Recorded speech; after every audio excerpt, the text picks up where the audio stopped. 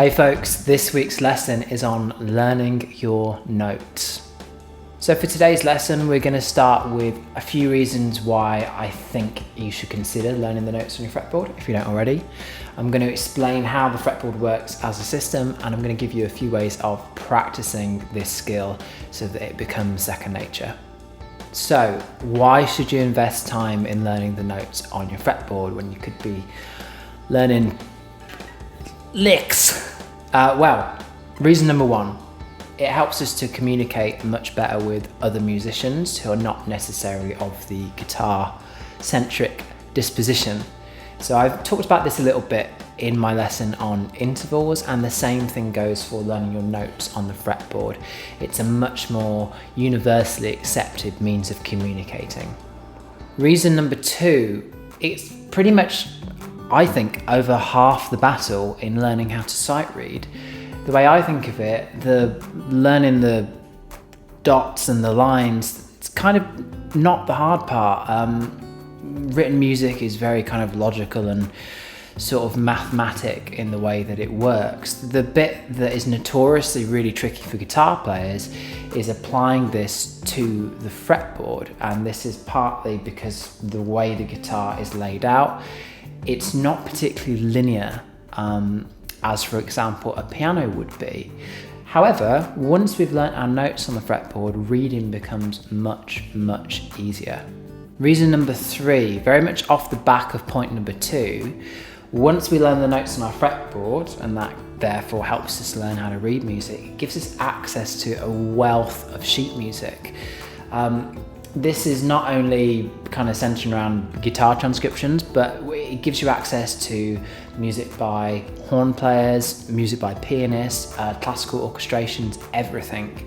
And so just opens up your world in terms of what you can utilize within your personal practice. One such resource that I was put onto back in my college days is this one, the Charlie Parker Omnibook, which is amazing if you're wanting to start developing some jazz vocabulary. There's loads of fantastic guitar players who are much more concerned with imitating horn players than they were other guitar players, Alan Holdsworth being the perfect example of that. This book is all written in C, and once you can read even kind of basic notation, a lot of it isn't actually that tricky. It's tricky to play at the tempos he did, but you can get into this and start making use of it right away as soon as you start learning the notes on your fretboard. Reason number four, it gives you access to a whole new tier of work that you might not otherwise have. So if you're a professional musician or aspiring to be a professional musician, the world of theatre and pit work, and to some extent a lot of dep work, touring work, even film scoring work, is reliant on the ability to be able to read music and translate that onto your fretboard. I started doing musical theatre productions and pit work when I was about 21, not long out of uni, and to be honest, I wasn't a great reader at the time at all, but the kind of pressure and fear of embarrassment really pushed me to work on it, and that pressure helped me get better at it, and subsequently I got a lot more work through those channels because, to be honest, guitar players are notoriously not great readers, so if you're okay at it, then you will start to get work. And finally, reason number five, learning the notes on your fretboard is another vital component in developing fluent fretboard knowledge. Along with learning intervals, these different facets all kind of marry together, all with the kind of end goal of helping you understand and be able to visualize the mechanics of your instrument better. Okay, so if I've sold you, then keep watching. How do we go about doing this? Well, to start off with, we have to understand the musical alphabet. Now, the musical alphabet is basically the palette of notes that make up the majority of the music that we listen to. And I say the majority because I'm not classing world music or microtonal music within this. I'm talking about the 12 notes we have access to most of the time. So, much like the English alphabet, the musical alphabet is structured in a similar way, apart from it only runs as far as G. So we get A, B, C, D, E, F, G, and then it stops. If we visualize a piano or a keyboard, these would be the names of the white notes. And you might say, well, how come there's so many? It's just that these notes then repeat in that set cycle. So these are what we would call octaves. We have A, B, C, D, E, F, G, A, B, C, D, E, F, G, etc., etc. Returning to our analogy of the keyboard or the piano, we also of course have the black notes, and these would be accidentals. Now there are three really common types of accidental. We have sharps, and a sharp raises the pitch of a note by a semitone or a fret. We have flats, which do the opposite. They lower the pitch of any given note by a semitone. And we have naturals, which act as kind of like an eraser to neutralize the power of the aforementioned two accidentals.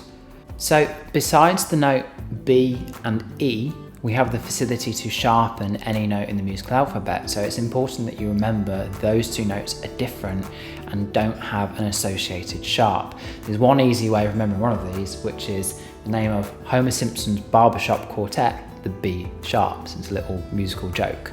So we don't traditionally have a B sharp. There are exceptions, but we'll talk about this another day. And E sharp is the other one. So again, if we imagine something like a piano, there are certain places on a keyboard where we have two adjacent white notes without a black note in the middle, and these are those notes. We have no black note between B and C, and we have no black note between E and F. So the first thing you should practice is just reciting the musical alphabet, moving through every note in turn. So A sharp, B, C, C sharp, D, D sharp, E, F, F sharp, G, G sharp. That's something you want to commit to memory pretty quickly. It's also worth noting that for every sharp accidental, we have an equivalent flat. So for example, another name for C sharp, which would be this note. So I've taken a C, I've applied a sharp to it, which raises it by a half step. Well, if I approach it from the other side, and I take a D, and then apply a flat similar to this note, okay, so it's the same pitch. So C sharp and D flat are just two names for the same sound. And which one we use depends on the context of the piece of music you're playing at the time. So how does this apply to the guitar? Well, the guitar is essentially like having 6 pianos all starting from a different note.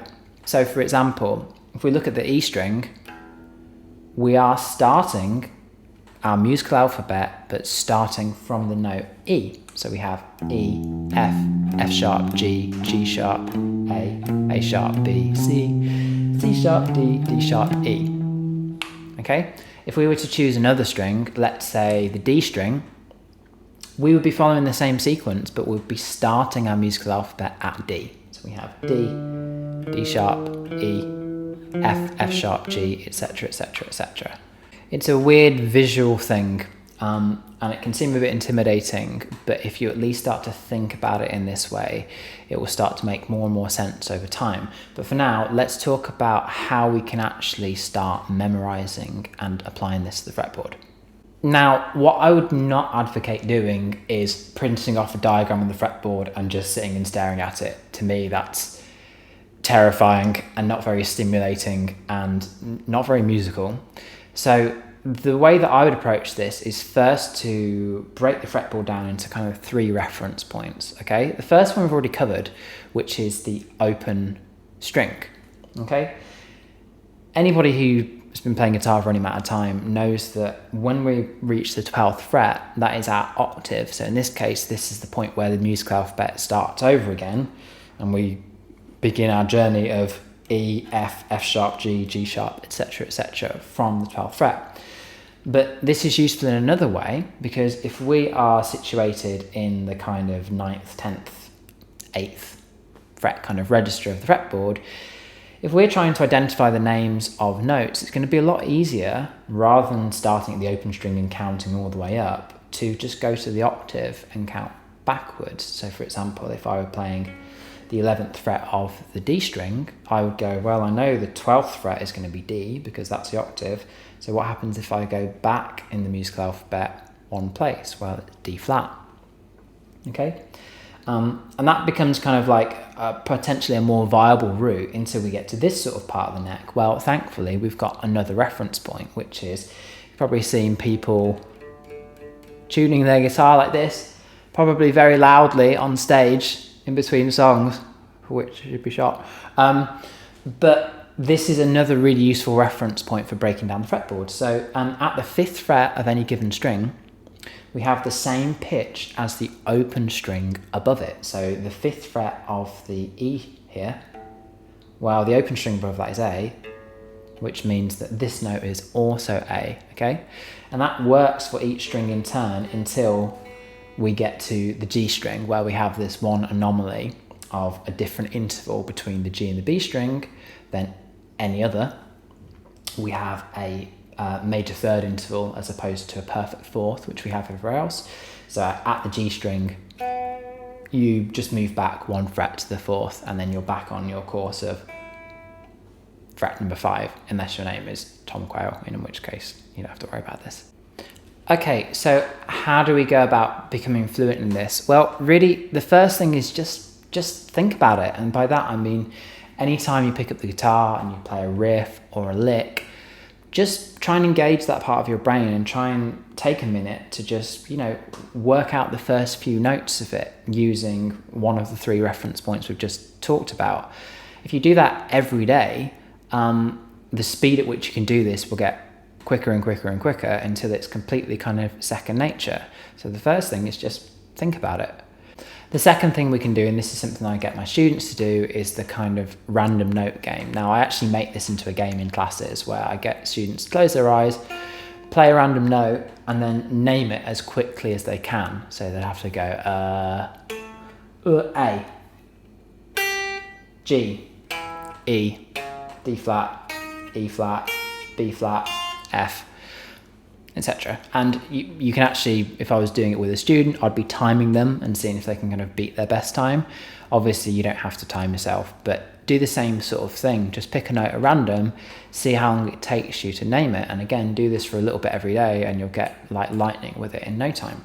Okay, the third and final thing you can do, and this is kind of, it's something I've been doing for a bit, but I also have seen Carl Verheyen do it, and he does it just ridiculous speeds, is pick a note name of your choice. The way I would recommend doing this is set a metronome.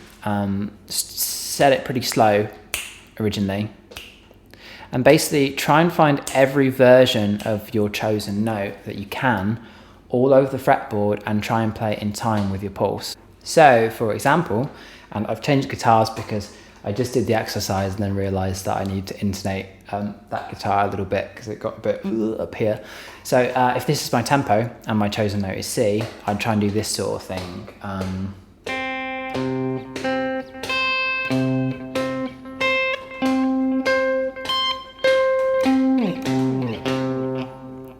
Okay, and then obviously you can kind of speed this up as you go along. So if I pick another one, E.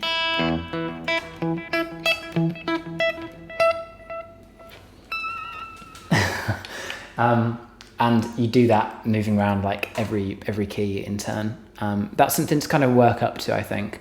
And when you get to that point and you can do it with any degree of fluidity, then I think it means that you're well on your way to sort of being able to visualize the fretboard in this way. So that's it, folks. Hope I've convinced you to give this a go. This isn't something to sort of like, it doesn't have to take over your life. It really is a case of little and often. So every time you pick up the guitar, just try and engage that part of your brain.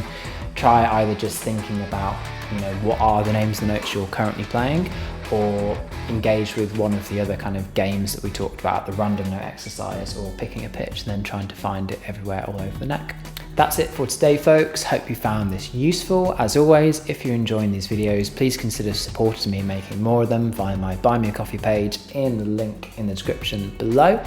And I'll be back next Sunday with more Session Heroes stuff. Have a great week, and I'll see you guys soon. Bye.